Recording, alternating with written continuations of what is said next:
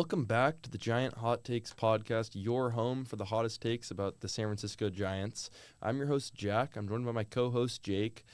We have finally made it through spring training. Before we get going, go over to X, follow us at Giant Hot Takes, and we also need you to smash that subscribe button here on YouTube. We've kind of slowed down the momentum. We want to get that momentum going here for regular season. I assume we'll have a lot of new listeners here because this is one of our bigger episodes, so please make sure to subscribe and like. It means a lot to me and Jake. Spring training's over. Jake, how are you feeling before we get into any info? I'm ecstatic. I'm pretty excited. There's been a lot of crazy stuff that's happened in the past week here. Some stuff pretty shocking to a lot of Giants fans. As we know, Gerard broke his hand, and he's going for surgery, so we don't know how long he's going to be out for, and that's kind of heartbreaking, especially like seeing what we've seen from him all spring. So that's definitely no good for us. And Roop taking that fifth starter role, which was really surprising. If you were to tell me this at the beginning of spring, I would have said no way. But, he absolutely dominated, pitched so well the entire spring, so it was very deserving for him. And Birdsong out of the pen, that's got to be the most crazy thing, I think. Why put him in the pen when we could either option him to AAA and get him more reps as an actual starting pitcher where he belongs, or just give him that fifth spot. So it's a little bit concerning.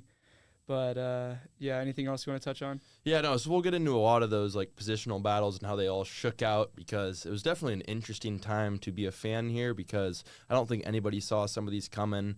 Jake didn't mention Christian Koss also made the 40-man. Brett Wisely sent down. So we do have a 26-man roster. Finally, we can stop speculating. I will read it out to you here. We have two catchers, Patrick Bailey and we have Sam Huff. At first base, we have Lamont Wade Jr. and Wilmer Flores. At second base, we have Tyler Fitzgerald and Casey Schmidt, who also has some other infield versatility. At third base, we have Matt Chapman. At shortstop, we have Willie Adames. In left field, we have Elliot Ramos, all-star Elliot Ramos. In center field, we have future all-star Jung-Hoo Lee. In right field, we have Mike Yastrzemski. Off the bench, we have Luis Matos. We have Casey Schmidt, as I mentioned. Christian Koss has a huge spring. We'll talk about him. I don't think anybody had him probably making this opening day lineup, but he did. Sam Huff is our backup catcher, and Wilmer Flores will DH and play first. On terms of the pitching side of things, we have a 5-man rotation in order of Webb, Justin Verlander, Robbie Ray, Jordan Hicks, Landon Roop, which was the big shocker. He pitched fantastic, earns that 5th spot. Out of the bullpen, we have our closer, Ryan Walker. Looks like our setup man will be Camilo Doval. Tyler Rogers, Lou Trevino, a new addition. Eric Miller, our only lefty. Hayden Birdsong, the young stud, makes opening day roster. Randy Rodriguez, and Spencer Bivens. So it's a really good 26-man roster. I'd say the biggest surprises are Birdsong out of the pen, Christian Koss off the bench. And, what'd you see there, Jake? It was real surprising. It's kind of crazy. Everything was really unexpected this entire spring. No one could have predicted what was going to happen and all this stuff that's been going on. Lots of good, some bad. The good's definitely overwhelming the bad as of right now, so it's really exciting to see. Yeah, no, for sure. And for the options, Kyle Harrison will start the year in AAA. If you listen to Melvin talk, it didn't seem like he was ever in the mix for that 5th starter role like we all wanted him to be. He lost 15 pounds. The overall wording that you kind of get from the front office is that Kyle will be back soon. I'd imagine around May once he gets ramped back up, throwing meaningful innings for the Giants. Probably the biggest surprise, we sent down 7-footer Sean Jelly to AAA. He had a good year last year, got touched up in spring training. So that was pretty interesting to see. And Brett Wisely and Grant McCray went down today. Not a huge surprise, but Koss over Wisely was definitely a decent surprise. So there's your 26-man roster. This team plays baseball tomorrow. Couldn't be more excited about it. We are now going to get into a recap of spring training, go into some in-depth stats, and kind of grade the guys on how they performed this spring. So I'll start us off here, Jake. We got our ace, Logan Webb. Has a great spring. He hasn't been known for having fantastic springs. Webb has a great one. He finishes the spring with a 1.77 ERA, 22 strikeouts, 3 walks. Logan Webb looks great. I'd say I'd probably give him solid A-. It's hard to expect anything greater from Webb, but we want to save these A-pluses for some guys who we didn't expect it from. What'd you see from Webb this spring? He looked great, and usually doesn't look that good in spring training, so seeing him perform right now is really exciting to see. it's always scary sometimes when a lot of people say, oh, because they did so well in spring, they're going to slump early. I don't exactly think that's the case with a guy like Logan Webb because he's very consistent. He's never really had that many struggles, especially last year. I mean, consistency was his big thing. He, had a couple games, maybe one or two, bounced back off those quickly. You just got to love the guy, especially when he's performing well early on in the year. Yeah, no, for sure. Webb, just fantastic to see. Going into the number 2 guy, we got Robbie Ray. He's actually our number 3 guy, but I'd say pretty much our number 2 guy. Ray has an incredible spring, as we've touched on multiple times throughout this podcast. The Tariq Skubal changeup has worked wonders. He strikes out 23, only walks 1.86 ERA. He actually walked somebody for the first time in that Tigers game. Ray, I'm going to go out and say it, gets our first A+. Fantastic to see that from a guy making that much money. I think one of our true X factors. How great was it to see Ray just pounding the zone? What did you kind of see from Ray, and what would you grade his spring? I'd say an A+ as well. He completely outplayed his expectations, and that's what you love to see out of a guy who has really been coming off of, a very underwhelming season with injury and a couple of slumps that he went through. We really just didn't get to see a very good sample size of Ray last year. So seeing this now, especially with this new changeup, it's definitely exciting to see. So I'm really hyped. I couldn't expect him to be a 3 guy after having this kind of a run, but I think he'll definitely move up if Verlander starts to slump at any point this season. Yeah, no, and it doesn't really matter, to be honest. It just seems like that's the way they wanted to construct it there, so Verlander could get the home opener. So doesn't really mean much. Talking about Justin Verlander, Justin has a very good spring, all things considered. 21 hits, 8 earned runs, 5 walks to 19 strikeouts. Fastball velocity was consistently 93 to 96 range, 3.43 ERA. Kind of gave up 2 home runs that they flipped out of there. I thought Justin looked good. Very positive signs we saw from him. A lot to be excited about if he can stay healthy, which it seems like he's tracking that way, taking his health pretty serious, and just one of the best guys to ever play this sport, which is pretty special to have on this team. I'm going to go and give Verlander a good B+. Didn't really know what he was going to have. Velocity stays there. He's been mentoring a lot of these younger guys, so just a good guy to have in this clubhouse. What do you see with Verlander? I'm going to agree with you there. I think a B+ is fine. I mean, he outperformed what he was expected. Yet again, love to see it. And he doesn't just bring, good performance on the field. It's the off-the-field things that he does and the mentoring towards the younger guys. As we've seen, this whole pitching staff has really stepped up this spring. And I definitely don't think that he wasn't a reason that happened. So it's good to see that. B+ for both his on the field and in the practice things that he's doing. So I'm going to agree with you there. Then moving towards Jordan Hicks, didn't really expect much out of him. As we've talked about various times, I don't know why he just has that 4th spot so locked in. Did not have a very great spring. Gave up 18 hits, 10 runs, gave up 3 bombs on 5 walks and only 11 strikeouts. For a guy with his stuff and his velocity, it's just really underwhelming. He finished with a 5.19 ERA and a 1.33 whip. So don't really love to see that out of a guy like him who, he's got his spot so secured, but I really feel like that's just not fair to some of the other guys who've put on an absolute show this whole spring. Yeah, no. So I'm kind of with you on Hicks there. I will say, especially in spring training, can't take stats too seriously. His stuff did look very good. Even last night, he was 97 to 99 pretty consistently. So he's added some velo there. But kind of the whole thing with Jordan is he's not ramped up for a starter role. So we'll see where the velo stands in July. We can go back and talk about this. In terms of him having the long leash, he was guaranteed the starter role by Farhan. And if anything, we've seen with the additions of Koss and Jelly getting sent down and Harrison getting sent down, it matters how these guys perform now. We are expecting excellence and expecting to win. So I think if Hicks falters early in the year, I think he may have a shorter leash than we may even realize. So, yeah, I mean, he's a decent 4 guy. Not super ecstatic for him, but if he has a big year, I won't complain. Obviously, I'll give Hicks like a solid C-. But again, I prioritize stuff over stats there, and the stuff looked decent.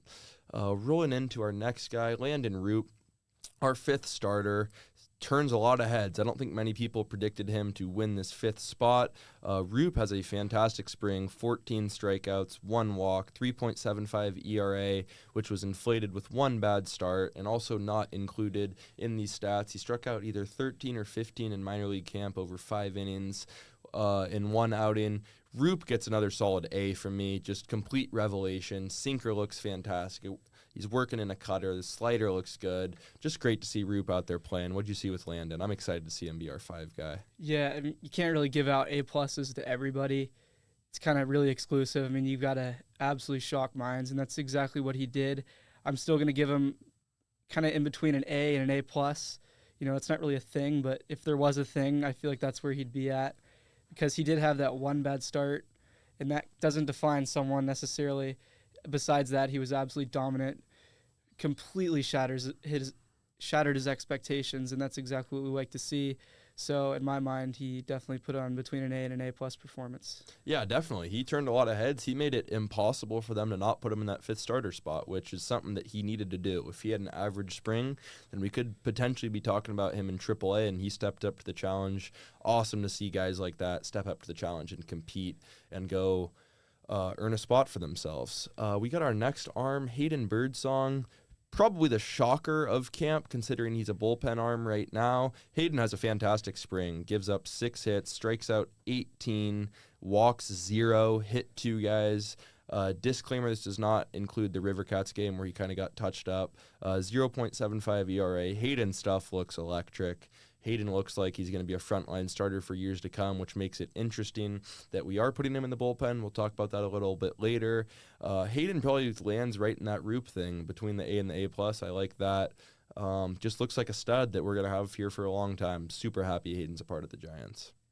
Yeah, I mean, I'd like to give him an A+, but the fact that he's just coming out of the bullpen just makes me not want to give it to him. I mean, he pitched so well, did everything right, didn't give up a home run. That's big for him. No walks and no home runs given up for a young kid like him. That means you're not making a lot of mistakes out there. Everything's meaningful. Every pitch he throws, it's something that matters. So I love to see what he's been doing. I'm going to give him an A just because he's coming out of the bullpen. It's just kind of demoralizing almost, even though he pitched so well. It's a really big shocker to me, honestly.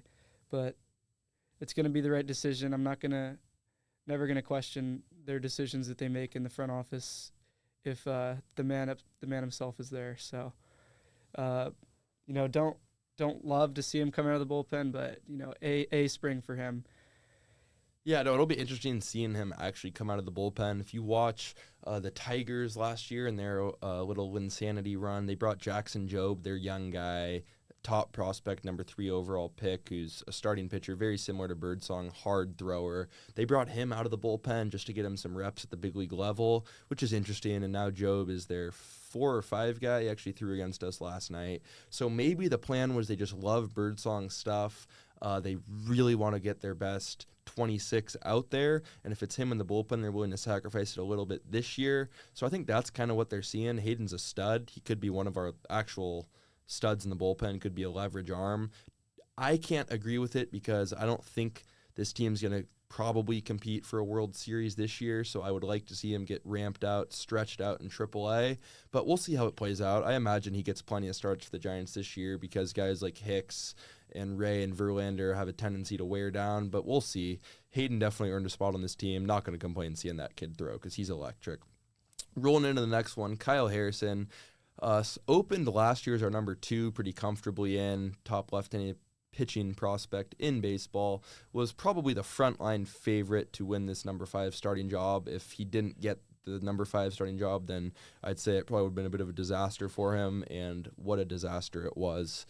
He goes not that many innings as he was sick, dropped 15 pounds, so give him a little bit of leeway. 10.8 ERA, 9 strikeouts, 1 walk, which is very good for Kyle, had some struggle with control, 8 earned runs, gets taken yard twice. Not a good spring from Kyle. There's no cookie cutting it. There's no getting around it. Probably a flat D for me. Hurt him with that illness. Hope he bounces back strong. Still very high on him. Still not judging him on a 5-game sample size, but that 5-game sample size was bad. Yeah, I'm going to give him an F. I think he could not have pitched any worse, honestly. The sickness, I mean, yeah, that's really going to affect how he plays. There's nothing he can do about that. It's going to completely screw you, but he still didn't pitch well. I mean, they're not going to give you leeway because you're sick while you're in the league in the MLB during the season. It's if you don't pitch well, you don't pitch well. and he did not pitch well. So I really came in here expecting he'd get that 5th spot, but the sickness really took the best of him and really kind of screwed his spring, which is unfortunate. So he's going to be down in AAA, so I'm going to have to give him an F because he was very underwhelming.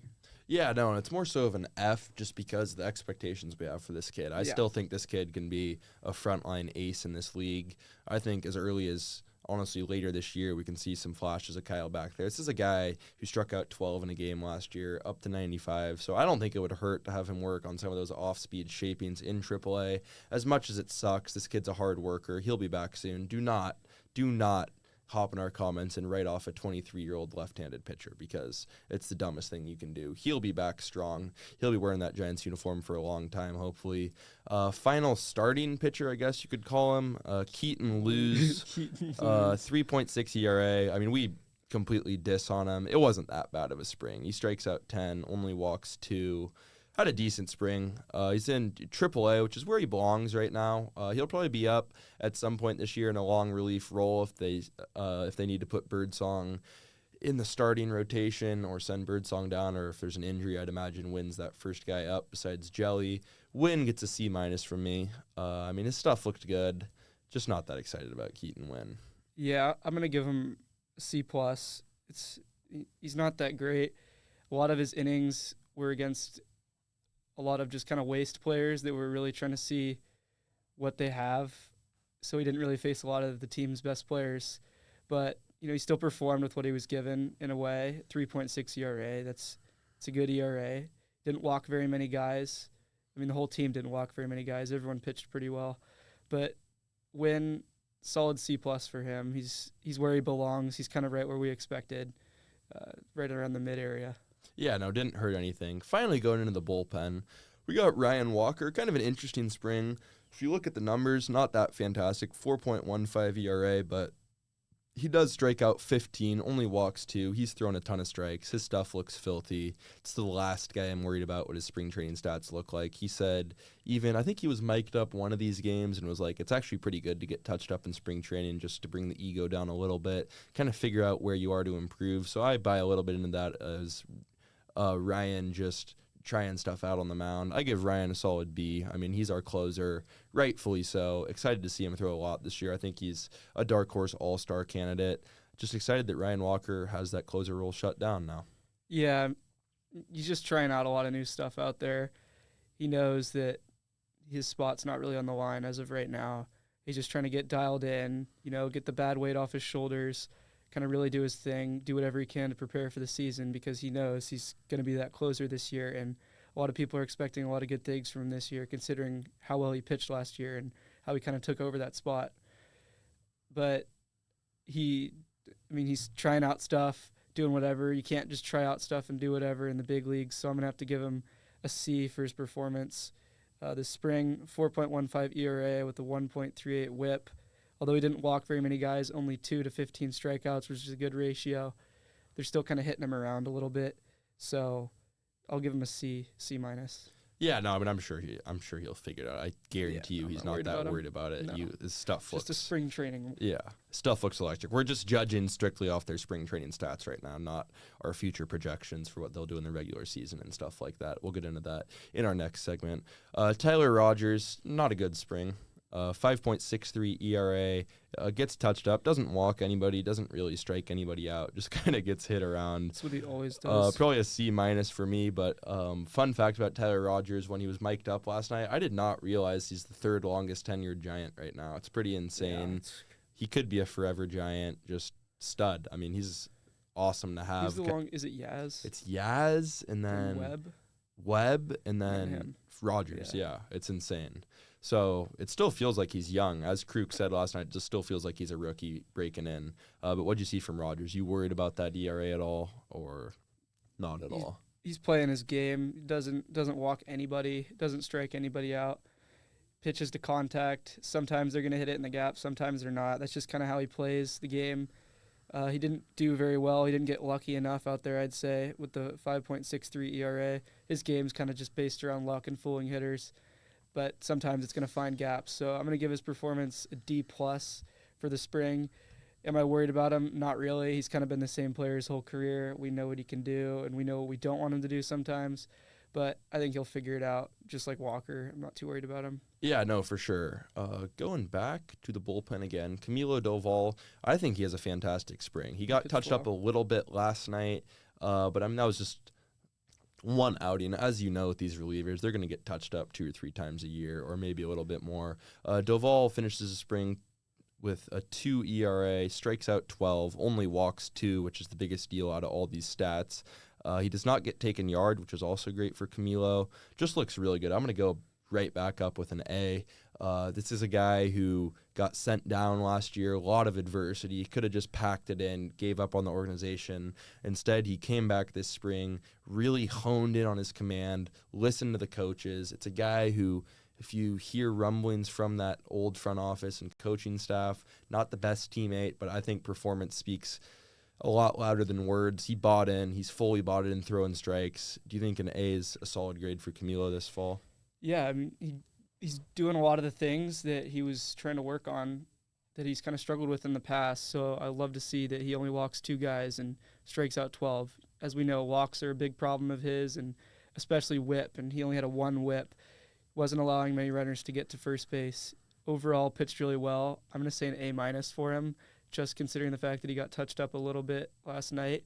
But overall, great, because he's actually fighting for something now, and he can't be this cocky closer that throws 102 every pitch. He's fighting for something, and he's coming out here, and he's doing his job. So I really love to see that out of him. No, 100%. It wouldn't even be the worst thing in the world if he were to earn that closing role back, because Walker can go some long relief if you get 2 innings. So there is no complaints here if you have Walker and Doval fighting with both sub-2 ERAs. That could be one of the most disgusting back ends of the bullpen in the entire league. Going to our only lefty that made it, we actually cut Joey Lucchesi, which is very happy that happened. I'll just preface that. Eric Miller, not a great spring. He gets touched up. He goes 6 earned, strikes out 9, walks 3. Command's always kind of erratic. Stuff still looks really good. I'm not that worried about him at all. He's gonna have a very big role. As Kipe and Kruk said last night, just cool to see him in his second year, just kind of settle into himself. Expecting a big year from Eric. Just off spring training performance, probably a C-, but I'm not really hitting the alarm bell yet. No, he looked good. His stuff was good. He's still throwing those crazy pitches that sometimes just miss the zone by a lot, but it's whatever. That's kind of part of who he is. That's what he's been doing. And he was pretty solid last year, so I'm not going to take that away from him. Overall, not a great spring. I'm not too worried about him. I'm going to give him a flat D, just considering the fact that he did allow some runs, and he was a little bit more walk-heavy than some of the other guys out there. But besides that, he pitched pretty well. Yeah, no, it's fine.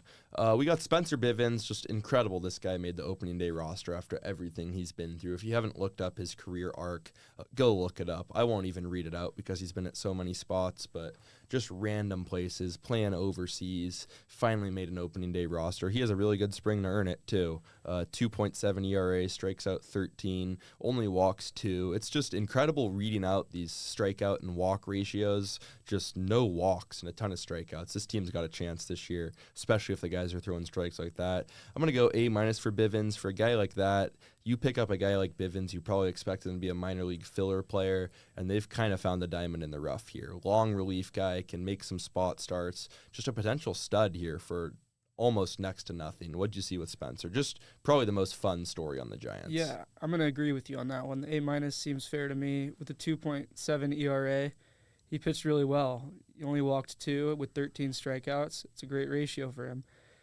He had a pretty big sample size, so it's really great to see that he kind of stayed consistent with what he was given, and he really did do a good job out there. And considering that crazy story, this is more than perfect for us to have a player like him come onto this roster and, be a big part of the team. So I'm going to say A- as well. I think he was a great piece this entire spring, and moving forward, I think he will be as well. Yeah, for sure. And then we got Lou Trevino. It's a new Giant right here. Former Yankee, finally healthy for the first time since 2022. He doesn't give up a run in the spring, strikes out 10, walks 4, very hard sinker, kind of a good guy to have in this bullpen. They took him over Jelly, which was an interesting one for sure, but Jelly did have options, so it's kind of the only way they could see Trevino at the big league level. I'd say out of this entire bullpen, he's probably the most replaceable. I'd probably give him a B-. The walks are a little concerning. Control's not there. He has a tendency to get injured. Obviously, he hasn't played a season since 2022.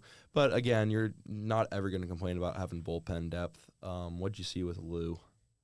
Going strictly based off stats, I mean, he pitched amazing, didn't allow any runs. He does walk guys, but as we can see, he's able to get out of it most of the time with 10 strikeouts and a .75 whip, being that he has 4 walks.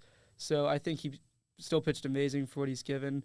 This is definitely not a season ranking or what I think he's going to be moving forward, but I'm going to have to give him an A- for his performance strictly based off of spring. But I agree with you on that he definitely could be replaceable as long as Jelly kind of can figure it out. He's first man back up, and Lou's probably the first man back down. But overall, pretty great to see from a guy that we picked up for so cheap. So hopefully he'll be all right and doesn't get hurt. Yeah, no, it's cool seeing just like a lot of cheap guys with team control in this bullpen, like a lot of homegrown guys. Just fun to see. Speaking of another good homegrown guy, Randy Rodriguez, one of the guys I'm most excited to watch this year, as Jake and I have said this year, it's Baby Doval, who has a potential to maybe be at that level with all-star potential. 1.74 ERA from Randy this spring, 13 strikeouts to 5 walks. Kind of like young Doval, a lot of control issues, just throws hard. It's kind of all he knows how to do. Randy has a good spring. Excited to see him throw this year. He's probably one of our lower-end relievers right now, but he threw some big innings for us last year. He kind of got thrust into that 8th inning, almost closing games early to last year, and then came back to earth. But Randy gets a solid A from me here. Looked good. Needs to try to keep dialing in that command, but as we know, easier said than done. Excited to see Randy this year. Yeah, pretty similar to Lou Trevino overall, what he was doing. Pretty similar sample sizes as well, but Rodriguez with 13 strikeouts to 5 walks, a little bit better of a ratio. Still not great. Definitely don't want to see the walks, especially coming into the big leagues. The number's only going to get up higher as more pressure and more high leverage situations start to occur.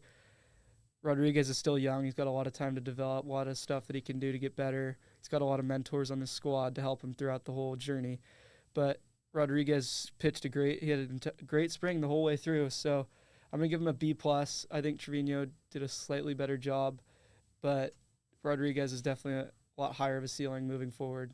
No doubt about that. Yeah, no, for sure. Going to the more fun stuff now. We have some hitters to break down here. We'll start off with Mike Yastrzemski, opening day right fielder. Should see him hitting 8 tomorrow. 42 ABs, 12 hits, 1 double, 1 triple, 4 home runs, 8 RBIs. Very good spring from Yaz, hitting 286 with a 1,010 OPS, 12 strikeouts to 5 walks. No complaints here with Yaz. If he puts up a season anywhere close to above 250 with around 25 home runs, you take that and run. Yaz gets a solid A- from me. I can't say I was super excited to see him have a spring like this because I was hoping to see Matos on opening day, but we probably won't see Matos now, so excited to see Yaz swinging the bat, though. We're getting that MVP Yaz back from 2020. Love to see it. When he plays well, the team plays well around him. As we saw in 2021 where the team just struck lightning, Yaz was a big factor on that team. You know, he hit the ball well that year, but Yaz this entire spring has been nothing short of phenomenal, hitting 286, like you said, 4 home runs. His walk to strikeout ratio is not terrible. It's really good to see that he's kind of clicking things together early because he's known to struggle off the bat of a lot of the seasons, and that can kind of screw us as we start to fall short in games early on in the season and really kill momentum. So if Yaz is playing well, the team usually plays well behind him. So definitely a great spring from him, and I'm going to give him an A-. Yeah, totally. We got Jung-Hoo Lee back and healthy. I honestly thought his numbers were a little better than this. He hits 250, only 36 ABs, so nothing to worry about. 2 home runs, 2 doubles. It's just another good spring from him. He walks 5 times, only strikes out 8 times. So happy to see this guy healthy and in a Giants uniform. Jung, just strictly off stats, gets a B, but felt like every time he was up, just hitting hard contact. The guy needs to see some of these 108-mile-an-hour line drives fall, and he can legitimately be a 300 guy, but just so happy that Jung-Hoo Lee is healthy. Cannot wait to see him in the 3-hole tomorrow. Yeah, he's a very unlucky hitter. Can definitely say that. He hits the ball so hard, whether it's on the ground, on the line. in the air. A lot of the times it just goes to the wrong spots, and there's not really much you can do about that. Overall, he played pretty well. He's kind of just toned down over the last couple days as he was getting more unlucky yet again, hitting 250. Definitely not a stat to really watch, because actually watching the guy, he's a so much better hitter than that. It's just luck problems, I guess. But overall, pretty good spring. His walk to strikeout ratio is great. And it's exactly what you expect from a guy like him, who has really great discipline and vision up there. I give him a solid C+ for this spring. Yeah, totally. Elliot Ramos, all-star Elliot Ramos. I'll say it every time I talk about him because he is the first homegrown Giants outfielder since Chili Davis. He gets off to a late start because of a tweaked back early, which was kind of a concern, but not really. He ends up getting 42 ABs, hits 286, 2 home runs, hits a moonshot at Oracle Park the other night, 434 with 2 strikes. Ramos still kind of has this strikeout problem, but he seems to be focusing on it. He's hitting that 2-out bomb yesterday. Ramos, I really do not see this regression season that people are talking about. He's a stud. I saw Even Your Dynasty show talking about it. It was like, I'm just reading all these articles and tweets about what happens to the Giants if Elliot Ramos has a regression season. He's bound for a regression season. Well, what happens if he doesn't? What happens if he gets better? What happens if he's an all-star again? It makes this Giants team a hell of a lot more dangerous. Just seems like this national media and even Giants media is not that positive. They never have been. And if Ramos can replicate anything close to last year or do better, which I think I do, and I think Jake would agree with me that he can, then this team becomes a hell of a lot more dangerous. I'll give Ramos a solid B, but a lot of positive signs to see with him. He's still super young. The strikeout problem is not going to get much worse, and if it does, he'll figure it out and make it better in the long run. As the older you get, the more discipline you'll get at the plate, and he's got so much time to learn and develop. And after seeing last year, he just shocked the league. I don't see why he'd just start to regress, because he was consistently raking the ball all year last year. He didn't have great discipline and swung and miss at a lot of breakings and off-speed pitches, but overall, he's just such a solid player, and I don't really see a big regression coming from him. Also stealing 4 bags on the spring. Great to see that we're trying to take some bags, because we did not do it last year. We were dead last, and Ellie De La Cruz had more stolen bases than our entire team, so that's awesome to see. And overall, he played pretty well with the sample size he was given. I'm going to give him a solid B+. I really did think he played well. Yeah, for sure. Rolling into Gerard Encarnacion still kind of pains me. If you haven't heard, as Jake mentioned at the start of this podcast, Gerard broke his hand diving for a ball in right field in literally our last Cactus League game at Scottsdale Stadium. He's getting surgery, I believe, today in LA, so no timetable on his return. Just heartbreaking. It's a guy we've been super high on this entire podcast ever since it's been in season since a year ago. We're talking how we need to pull up Gerard Encarnacion, and we were so excited when he was here. Seriously, potentially one of our better hitters. On the spring, 53 ABs, 7 doubles, which is ridiculous, 2 home runs, 14 RBIs, leads our team, hits 302, 856 OPS. Problem with Gerard, doesn't walk. He'll need to get that straightened out, but just a back-breaking loss for the Giants, especially against lefties. He was bound to get some run. I think he was a potential breakout candidate, potential 30-home run guy. Sucks to see him go down like that. Hope we get to see him at some point this year. Based off his spring, it's a solid A, man. Yeah, the walk problem is just really what concerns me. If you can't walk at the big league level, you're just not going to succeed with how pitchers are throwing now. Spring training, it's great to see him absolutely raking and taking advantage of his opportunity, but his eye is just not there with the 1 to 12 walk to strikeout ratio. That's just really bad, and I think that you keep doing that and you show out you're not walking at all, you're striking out a good amount, it's only going to get worse and worse as the better pitchers start to go and as the year goes along. If you can't find an adjustment, then you won't be given your opportunities. So overall, he played really well. The walks are just really what's killing it for me, so I'm going to have to say a solid B just because of the 1 walk on the entire spring.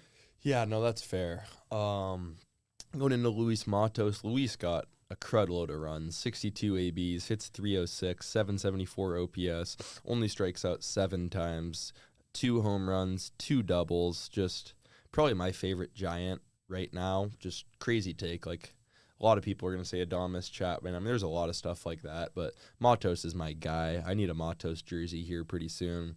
I'm going to give Matos an A. He earned his spot here, probably earned himself a couple hundred ABs in the regular season. Hope he plays a very solid amount. What do you see with Matos?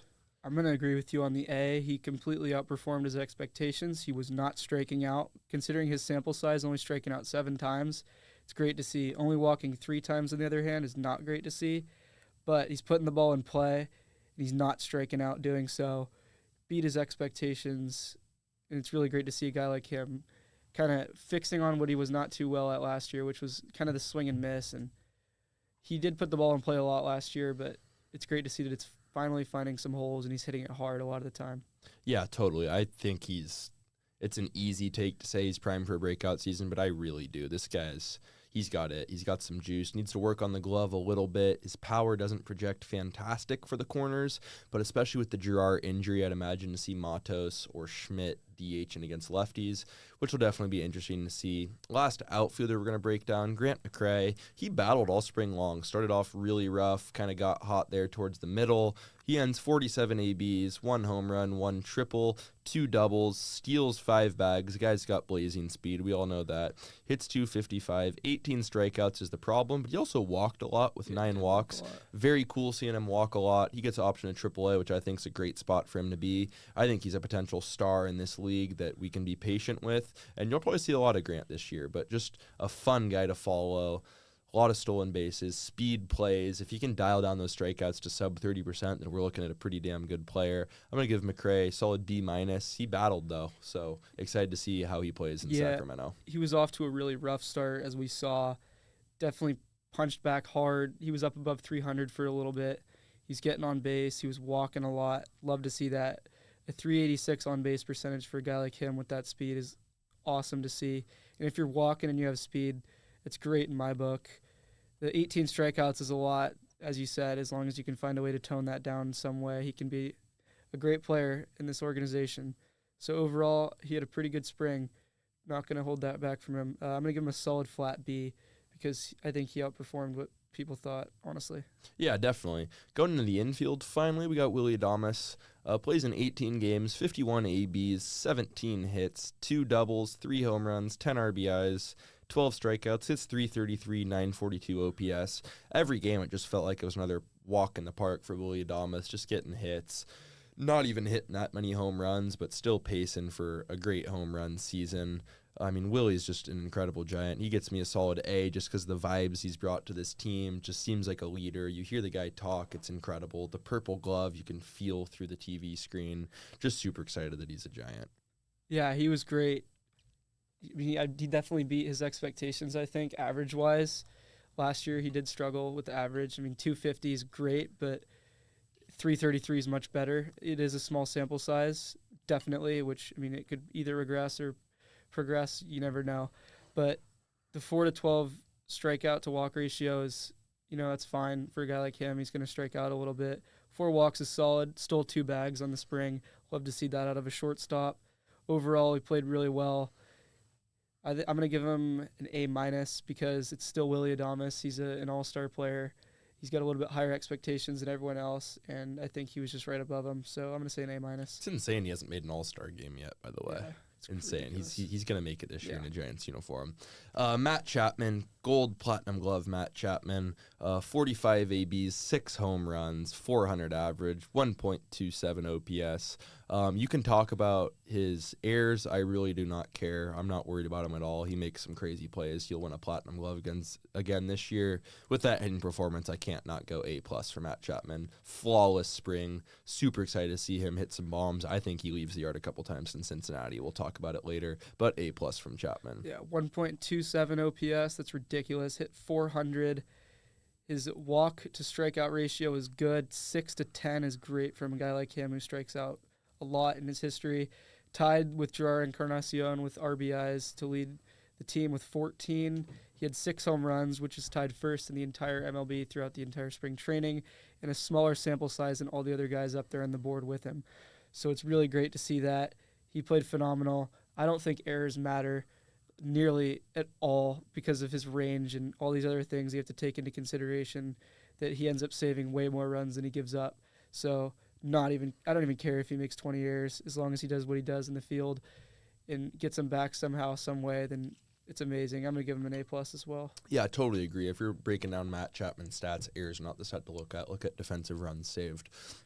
And if he hits with the 1.2 OPS in the season, he could That's not gonna have happen. a sub 500 fielding percentage, and I wouldn't give a shit.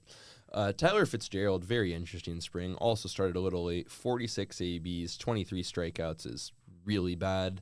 But he hits 2 doubles, 2 triples, 2 home runs. This appears to be what you're just going to get with Fitz. He's going to strike out around a 40% clip, which is going to be back-breaking at times. But he's also going to get you some home runs, going to get you in the scoring position, going to score a lot of runs for this team. 283 average, 883 OPS. Pretty good spring. The strikeouts are the only reason I'm giving him a C+. He's got to iron that out. Yeah. He has to figure it out. But if you're going to pop some triples, score some runs, I really like him in the 9-hole. He's the fastest guy in the league. He's got to find his way on base, and striking out isn't doing that. But overall, he played pretty well besides the strikeouts. He was mic'd up with Krupp and Kipe in the game 2 nights ago, saying that the strikeouts are a big problem with not only him but the rest of the team, and they're definitely going to start toning down on it. And he said he's going to spend a lot of time in the cage working on his things against the automated pitchers. So he definitely wants to fix this. This is something that he's really working to fix, needs to fix. And I think if he does, he could be a really good player yet again, just like last year. He's still putting the ball in play, hitting it hard when he's not striking out. So I'd love to see that from him, especially being the fastest guy in the entire league. 283 average is great. So I'm going to have to give him a B-. Yeah, no. Just because of the strikeouts. The strikeouts are concerning. 4-23 is not good. Yeah, I completely agree. It's a late, all the national media will tell you Fitzgerald's going to be a bum this year. Game's going to fall off a cliff. Once again, what happens if it doesn't? What happens if you have Fitzgerald and Ramos repeat these seasons? Like, there's nobody talking about That's what they said about Posey in 2020, that he was done, and then he ended up being the best catcher in exactly. baseball. But The there's next year, hitting 330. That's my problem with ESPN is there's no flipped narrative. What happens if Adames hits 30 home runs again? What happens if Chapman gets better? What happens Players think if progress, Fitzgerald and Ramos get better? It's a 90-win club, but it's we won 107 with these what ifs that flipped the other way. But it's all the what ifs. This team's gonna win 70 games. This team sucks. I'm over it. Have some positivity, but going into the season, these guys are still young. It's hard to see a 27-year-old regressing. Going into Casey Schmidt. Casey has a fantastic spring, earns himself a spot on this big league roster. 43 ABs, 4 doubles, 3 home runs, flashes some ridiculous power. 302 with a 924 OPS. Very good glove. Casey's going to get some starts and potentially DH against lefties. Very happy for him. San Diego State legend. Casey, I want to give him an A+, but as Jake said, we aren't giving participation trophies to everybody, but Casey gets a good A for me. I don't know that people expected him to make this roster off the rip, but if he's going to hit like that, he's actually going to be hard to keep out of this lineup. Yeah, he played really well. Only 9 strikeouts to 2 walks. Low on the walks, but yet again, he's young. He's swinging the bat. He's trying to make an impact out there on the field. He's fighting for a spot. He did exactly that. Hit 302, which was much higher than we were expecting out of a guy like him. His on-base percentage was just barely higher just because of the low walks, but it's whatever. He hit the ball hard, had 3 bombs in the spring and 43 at-bats. Solid ratio for him for sure. I think he played it much better than expectations. I'm going to give him an A-. Yeah, so we sent down Brett Wisely. Wisely did all right. He hit 295, 835 OPS. Was a little surprised that they sent him down just because he's a lefty. Wisely didn't really do anything to lose a job, but Christian Koss and Casey Schmidt just played a little bit better. Imagine Wisely will be up at some point this year. I'll give him a B. Christian Koss, we'll get into depth about Christian Koss here. Koss has probably the revelation of spring besides after maybe Roop. I don't think anybody knew who the hell Christian Koss was coming into this year. Koss hits 341, 938 OPS, hits a bomb, 4 doubles, consistent clutch hits, organization favorite. Front office was like, we can't keep this guy off the big league roster, so he'll get some spot starts. He probably, considering everything, gets an A+ from me just because he was probably going to be just a roster filler again, and this guy's, I think, made his first opening day roster. Don't quote me on that. Battling. Hard to keep that guy out of the lineup. Super excited for Christian Koss. Another great story. Yeah, he had an amazing spring. Every time you look at your phone or whatever, because they didn't televise any of the games, screw you guys, you'd see that Koss has got a hit, Koss has got an RBI, Koss scored a run. he's been just so dominant. He's taken advantage of every opportunity he was given, whether it was being subbed in the 7th inning or starting a game with a bunch of others that are down in AAA like him, and he really made an impact in every aspect of his game. So I'm going to have to give him an A+ as well, because he completely shatters his expectations and made that opening day roster when he really probably had a sub 10% chance coming into there, considering all the competition that we have fighting for spots. Yeah, just great to see him do that. Getting into the first baseman to round it out. Actually, we'll talk about Saban Ceballos right now. A+ above everybody else. Hit 600. He's not on this list because he's nowhere near breaking out with the big league club. But just wanted to shout him out once again. Just ridiculous stats from him. Keep an eye on him. Imagine he starts for the Richmond Flying Squirrels. Lamont Wade Jr., 42 ABs, 10 hits, 2 home runs, 4 doubles, flashing some power from Lamont Wade Jr. Strikes out 15 times, walks 11 times. Classic Lamont Wade, slash line, 238 average, 887 OPS. It's just kind of what we're going to get with Wade. Yeah, if he can find a way to stay healthy, no complaints here. Yeah, he's going to walk more than anybody in the league. He's ridiculous. It's him and Soto up there, 1A, 1B with vision of the strike zone. They're both ridiculous. He's going to strike out a little bit. He just kind of does that, but he will put in a battle in every single at-bat he has. He's a pitcher's nightmare. He's going to stretch every single count. And overall, it's kind of exactly what you're going to expect out of him. He's going to hit 238 with a 411 on-base percentage. It's just kind of ridiculous at this point. But overall, he did what he was expected. I'll give him a B-. It's just kind of what he does. If he can just stay like that, it's just perfect. Yeah, it's fine. Rounding out the 26 man, unbelievable. We just went through 26 players. We appreciate you guys. Actually, more than 26. Appreciate you guys staying with us here. We got some more fun content coming up later in the show. We got Wilmer Flores, not the favorite player of the Giant Hot Takes podcast. 48 ABs, hits 208, 2 home runs, 3 doubles, 660 OPS, strikes out 12 times. This is just where it stings that Girard got hurt, because Girard is quite a bit of a better hitter than Flores right now. I mean, there's always a chance Flores runs into another Linsanity run. I know Jake likes his eye. I'll give Flores a C+. Very good player against lefties. Just kind of sucks we're going to be forced to potentially start him against righties. Yeah, we best just hope that he breaks out of the slump, because out of slump Flores can be a very crucial player, but in slump Flores is awful, and he was that in slump Flores this whole spring, and we don't like that version of him. But, you know, it is what it is. He's old. He's not our plan for the future whatsoever. We have bigger and better things on the way. Bryce Eldridge.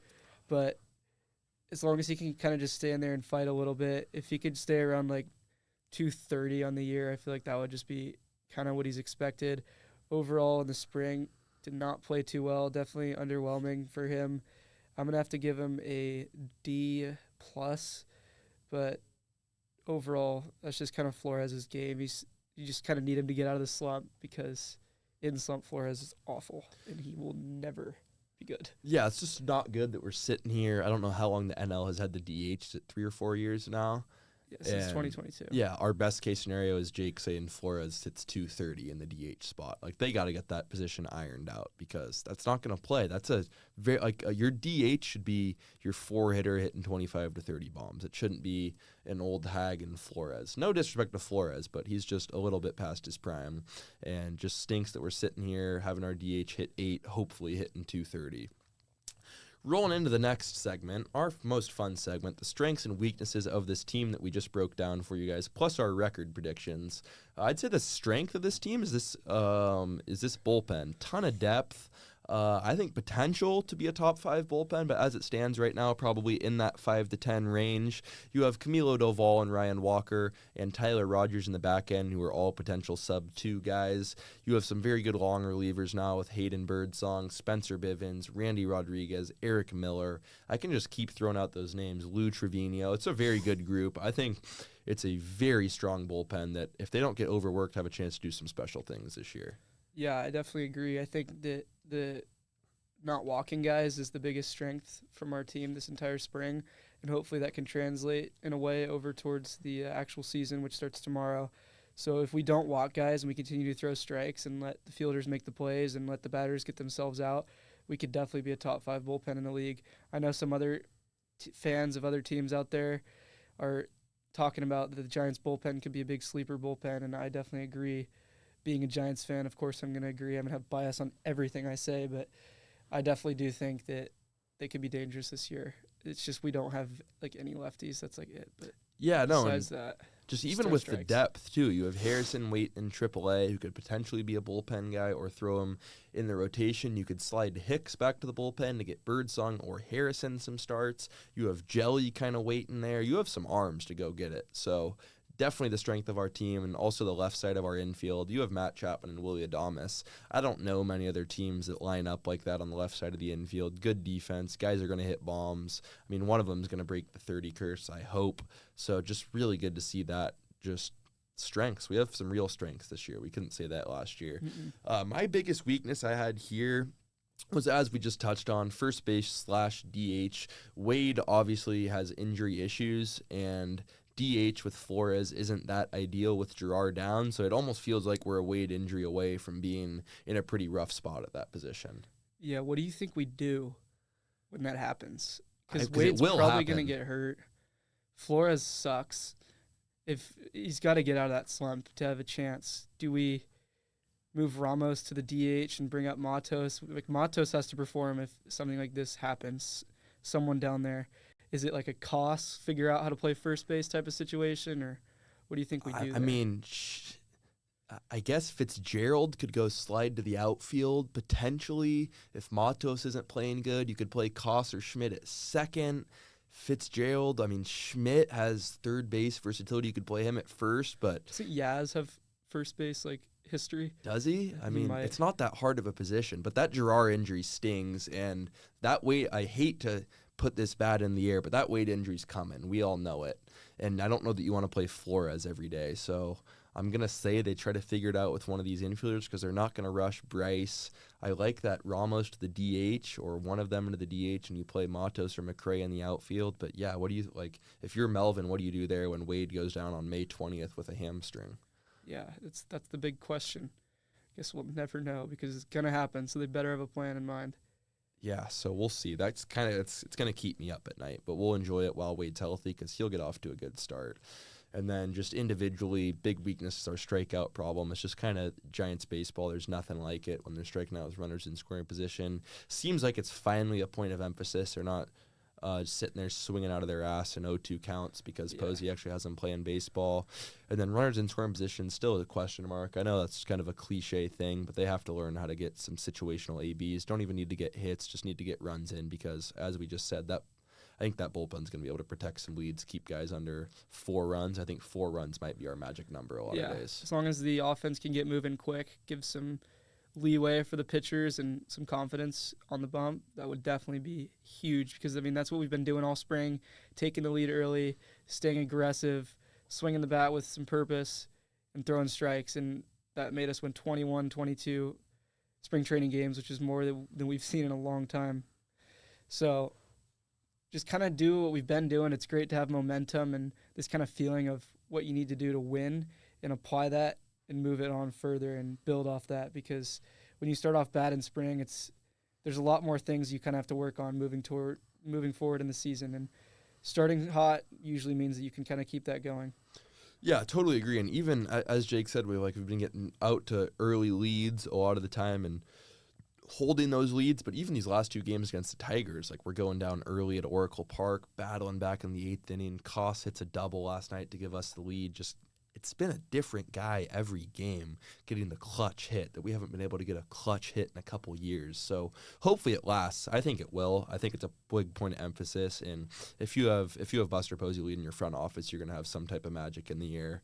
Record and season predictions. The way this team's playing, the over-under is 79.5. I'm slamming that shit. Slamming the over. I should probably go put a solid amount of money on that. No, we're not going to do it because it's California. Yeah, we're not going to do it. I don't have a bookie. If you are a bookie and you do want to sponsor us, let us know. Hit me up. Yeah, no, I'm dead serious. We'd love a DraftKings promo. Just throwing it out there. But I'm going to say 87 wins, 3rd in the division. We snagged the last wild card spot. Dodgers win the division at about 105 wins. Padres win 92. We're right there around 87. the Diamondbacks have a bad year and the Rockies suck. So that's kind of where I stand right now. I'm going to go with, I think the Dodgers are just kind of inevitable. They've won the division 13 of the last 14 years, I think it is. It's something ridiculous. But I think they're going to lead the league overall. There's nothing you can really do about it when you spend $4 billion in an offseason or whatever the hell it was. I think the Diamondbacks are going to be really good this year. I think they're going to win upwards of 90 games. I think they might be around 94, 95. They've made some big changes to their pitching. Corbin Carroll, I don't think is going to regress. I think he's going to move way up from what he was doing last year. That team can be dangerous. I think we're going to squeak out above the Padres. They lost Musgrove, who's a big piece of their team. You know, they're kind of in a weird situation right now with a lot of cap issues and a lot of other stuff going on. So I don't think the Padres are going to be the same team that they were this past year. I think we're going to be ahead of them. If everything goes half as planned, I think we can be an 87-win team. So I think our ceiling's high and our floor's low. So as long as the players that are due for regression don't regress, then I think we're fine. So, yeah, I think we should be in that 3 spot and hopefully squeak out a wild card. That's a realistic prediction for me. What's a record prediction? Let's hear it. I'm on the record with 87. I'm probably around 87 to 89 in that area. Let's if we go. get 89, we're winning the World Series. Just know that right now. Let's go. And if we're at 89, we might as well round up to 90. So, giant hot takes, 87 to 90 wins, third in the division. Ridiculous division, by the way. Best in baseball by far. I mean, it's the Dodgers, and then you could see, like, the Diamondbacks and Padres both probably have a little bit more talent than us. But as Jake said, Padres due for a regression. Interesting things happening. I'm probably going to have to switch mine there after I totally forgot about the Diamondbacks seeing Corbin Burns. I'll flop the Diamondbacks and Padres, so we'll finish just behind the Diamondbacks ahead of the Padres.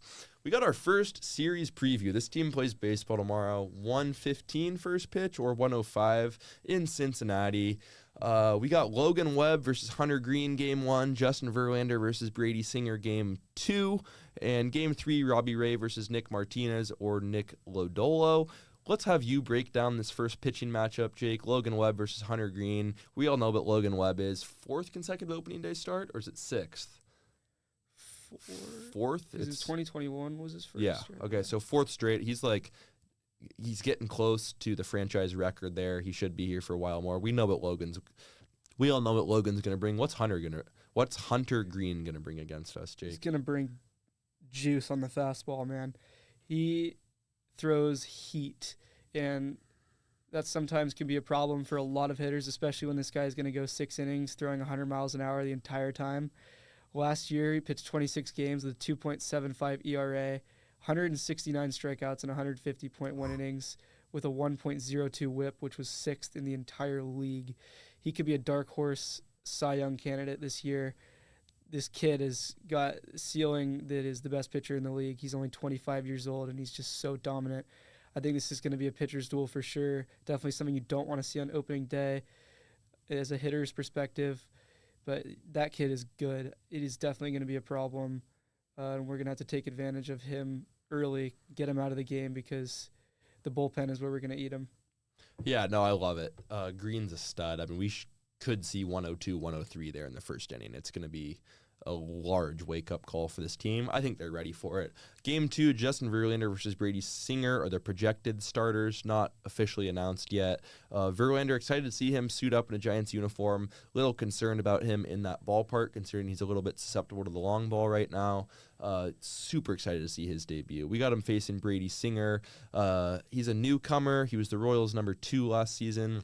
Singer's 2024 stats, 32 games, 3.7 ERA, 179.2 innings pitched, 170 strikeouts, 1.27 whip. Pretty average stuff. Kind of what have you seen with Singer in his career? Not an easy matchup by any means. He doesn't do anything that difficult as a pitcher. He's not that much of a nightmare for hitters. Hitters hit him. He doesn't really have a great put-out pitch. He kind of just lucks his way into a lot of the outs that he gets. He forces some ground balls with the sinker-slider combo that he uses 40% of the time. That's kind of his big thing. He's still a young guy. He's definitely got a lot of potential. I know that the Royals really did like him early on. I think he was their opening day starter 2 years ago before they got, I think Lugo opened. No, he might have started it last year. I'm not quite sure. but Lugo kind of overtook that role and kind of put him in the shadow a little bit with his amazing breakout year that he had. But overall, he shouldn't be too much of a problem compared to what Green was the previous day. Yeah, totally. I think we take this game for sure. We'll get into game-by-game predictions. Game 3, we got Robbie Ray versus Nick Martinez or Nick Lodolo. Robbie Ray, super excited to see this change-up play in a big league game. Looked very good against the Tigers. Also a little bit concerned there with Robbie just because it's a small ballpark. It's pretty much a Little League stadium. He got taken yard by Torkelson and Riley Green on Monday. So excited to see Robbie throw because obviously didn't have Robbie there till August after the All-Star break last year. So just nice to see a full year of healthy Robbie Ray. Martinez, probably the projected starter here. Last year he goes 16 games, 3.1 ERA, 142.1 innings pitched, 116 strikeouts, 1.03 RIP. Kind of what do you see with Martinez? I haven't seen much. I know you've seen a little bit more of him, and we're watching some of his film earlier today. He was in the bullpen for the first half of the season. He's a veteran guy. I think he's like 34 or 35 years old. But he performed so well out of the bullpen that they moved into that starter role. He kind of regressed a little bit as he moved into that role, considering it's harder when you're pitching more innings. But he throws a lot of pitches, and he generates a ton of bad swings. He's up there in like the 98th percentile in balls swung at out of the zone. So he does have good stuff, and he doesn't walk anyone. So he generates the bad swings on balls out of the zone, but he doesn't walk guys. So his stuff's really hard not to swing at, creates great bait doing it. So I think he could definitely be a problem for our guys, considering the fact that we do like to swing at a lot of bad pitches. And Lodolo in 2024, he was projected to be kind of their guy coming off of an injury the previous year. He had a ton of hype coming into this year, didn't really pitch too well with the 4.76 ERA and 115 innings pitched with only 122 strikeouts and a 1.2 whip. From a guy like him, the high prospect he was, kind of low number of strikeouts considering what he kind of did in the minors and in college. So interesting from him. I definitely think they're going to go with Martinez in this game, but don't take my word on that 100%. But yeah, overall, we should be able to take that third game as long as Nick Martinez kind of gets out early. Yeah, no, totally. So 3 pretty good starters, as Jake mentioned. Not a great bullpen there for the Reds, so we should be able to get into them late games. So it'll be vital for this team to try to get some early runs, run the pitch count up early, which kind of we've struggled with in the past. So get some balls in play, get some base runners, just try to survive, get to the later innings because we can do some damage there. We got some notable Reds players for you guys to watch this series. Obviously, the frontline superstar, Elly De La Cruz. If you don't know Elly De La Cruz, I don't know where you've been. You've been living under a rock. This kid is probably the face of the league in 2 or 3 years, kind of like the MLB's Anthony Edwards, just kind of waiting to take the reins. Elly said his goal is to steal 100 bases this year. I believe him. He can probably get that if he gets on base enough. Kid's electric. Strikes out a lot, but if he gets the ball in play, it's pretty much a triple. You can't walk him. Everyone knows what he can do. What do you see with Elly? How can the Giants hope to contain him? Well, he won't have any stolen bases for the first 3 games of the year, so you can kind of scratch that off the board because Pat's not letting you run, and if you do, you're hosed, as we've seen in the past. Elly cannot run on Pat. No one can run on Pat. He's the best defender in all of baseball, so yeah. But Elly De La Cruz, he's going to strike out a shit ton. He's going to hit a ton of bombs. He's going to steal a ton of bags. That's just kind of who he is. He's going to play weird defense and throw the ball like lightning across the diamond. But yeah, Elly De La Cruz is definitely the face of their franchise right now, and he's definitely something to look out for. And Matt McClain was injured all of last season. I think he was with the Nationals 2 years ago. He played really well with the opportunities he had. In 165 at-bats, he hit 290 with an 864 OPS. He was just raking that entire year. He had great defense as well. So Matt McClain is definitely a guy that I could see taking over the game. We talked about Hunter Green a little bit earlier, how he's their starting pitcher. He's definitely one of their best players on that team. It's him and Elly, kind of the 2 guys. And Christian Encarnacion Strand is a Bay Area guy. College Park graduate. Yeah.